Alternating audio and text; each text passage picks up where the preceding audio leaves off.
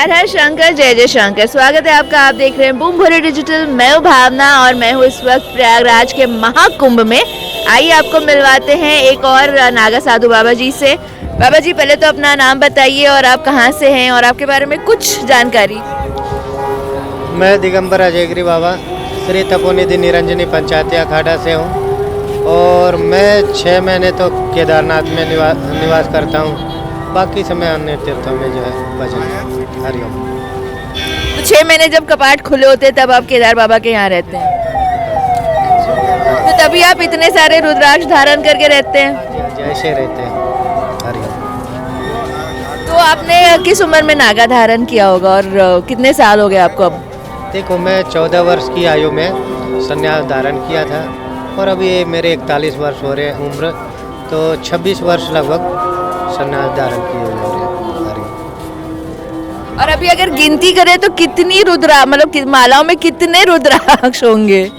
देखो, मैं 11,000 रुद्राक्ष धारण करता हूँ। 11,000 रुद्राक्ष जो है अपने आप में विशेष महत्व रखते हैं। शिव पुराण के अनुसार जो है 11,000 रुद्राक्ष विधिवत धारण करते हैं, वो भगवान शिव के रुद्र स्वरूप होते हैं। जैसा कि मैं दिगंबर नागा बाबा हूँ। नागा साधु जो होते हैं, दिगंबर जो होते हैं, दिगंबर शिव जी है, शिव जी का नाम दिगंबर है। तो हम जितने दिगंबर नागा साधु होते हैं सभी शिव के गण होते हैं। तो हमारा वेशभूषा भी ऐसा ही होता है, तो भी हम धारण करते हैं। वस्त्रों की जगह हमारे वश में जो है हमारे वस्त्र होते हैं। रुद्राक्ष हमारे आभूषण की तरह है और ये भगवान शिव के अश्रु से उत्पन्न हुआ है, तो शिव का अंश है।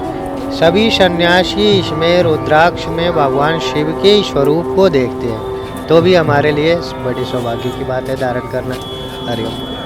बट 11,000 आपने बोला, तो ऐसा भारी नहीं लगता आपको? मतलब वेट नहीं है रुद्राक्ष का? देखो, भक्ति का कोई वजन नहीं होता, भजन होता है उसमें, तो बस चल। हरिओम।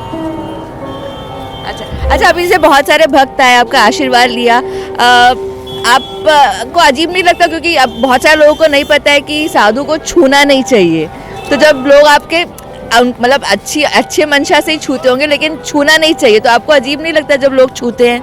देखो, ऐसा कुछ नहीं, कहीं कुछ नहीं लिख रखा है अभी साधु को नहीं छूना चाहिए, नया स्पर्श करना चाहिए, ऐसा कोई विधान नहीं है। ठीक है। और रही भक्ति की, किसी की भक्ति है, किसी की श्रद्धा है, तो हम उसकी श्रद्धा को किसी की ठेस नहीं पहुंचाना चाहिए। सबकी इच्छा पूर्ण करे महादेव। हर हर महादेव। तो बाबा जी, आप जब स्नान के लिए जाते हैं तब भी 11,000 रुद्राक्ष धारण करके जाते हैं? हाँ जी, हाँ जी। स्नान के लिए जाते हैं तो भी शाही स्नान में हमारे रुद्राक्ष जो है धारण करके मैं और आगे रहता हूँ। गुरु महाराज के आगे हमारे नागा फौज सबसे आगे आगे होते हैं, उनके पीछे जो है उनके साथ देवता जी होते हैं और पीछे जो है महामंडलेश्वर और संतादि भक्तादि सभी रहते हैं। तो हम नागा फौज होते हैं, सभी आगे आगे चलते हैं। अच्छा बाबा जी, मैं क्या पूछ रही थी कि ये रुद्राक्ष आपने एक जगह से इकट्ठे किए हैं कि पूरे देश भर से, दुनिया भर से हैं आपके पास? देखो, रुद्राक्ष की जो उत्पत्ति होती है नेपाल में ही ओरिजिनल सही रुद्राक्ष मिलते हैं। तो हमारे देश में सब जगह पे अभी उपलब्ध है, सुलभ है, आप कहीं से भी जो है प्राप्त कर सकते हो रुद्राक्ष। तो हमने भी कई भक्तों ने, कई हमारे सेवकों ने, शिष्यों ने दिए हैं और कुछ जो है हमने भी एकत्रित किए हैं, तो इस प्रकार से एकत्रित हुए हैं। अरे अच्छा, ऐसे जो लोग हैं जो जैसे ऑनलाइन बोल लीजिए, कहीं जो भक्तों को नकली रुद्राक्ष बेचते हैं, तो उनको आप क्या कहना चाहेंगे?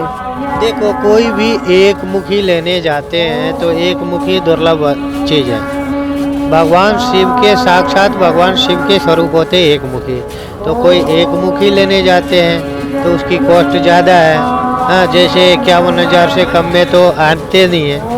कोई 1100 में, 500 में, 700 में रुद्राक्ष खरीदेंगे एक मुखी, तो वो नकली ही मिलेगा, वो असली मिल ही नहीं सकता। तो ये खरीदने वाले की भी गलती है और बेचने वाले की भी है, क्योंकि ये भगवान की चीज़ है, आस्था से जुड़ी हुई है, तो इसके साथ जो है गलत धंधे नहीं होना चाहिए। इसमें विश्वास, हमारे जो है सनातनियों के विश्वास होते हैं इसमें। हाँ, हम भगवान शिव के स्वरूप को देखते हैं इनमें, तो इसके साथ जो करते हैं वो भी गलत है। ऐसे जो 2 नंबर के चीज़ बेचते हैं वो भी गलत है। हरिओम। अच्छा, जब साधारण लोग रुद्राक्ष धारण करते हैं तो कुछ नियमों का पालन करना चाहिए, तो आप संक्षेप में बताना चाहेंगे कि उन लोगों को कौन से नियम का खास तौर पर पालन करना चाहिए अगर आप रुद्राक्ष धारण किए हुए हैं तो? देखो तामसिक भोजन, तामसिक जैसे मदिरा पान इत्यादि, हाँ, तामसिक भोजन इत्यादि नहीं करना चाहिए।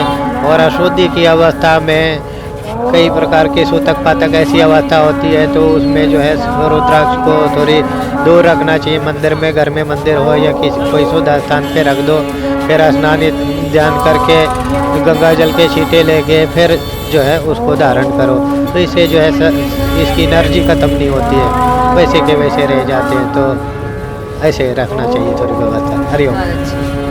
तो सुना आप लोगों ने बाबा जी की बात। अगर आप रुद्राक्ष धारण कर रहे हैं तो उसके साथ साथ सिर्फ फैशन के लिए मत करिए, फैशन की चीज नहीं है, नियमों का पालन कर सकते हैं तो ही रुद्राक्ष धारण कीजिए।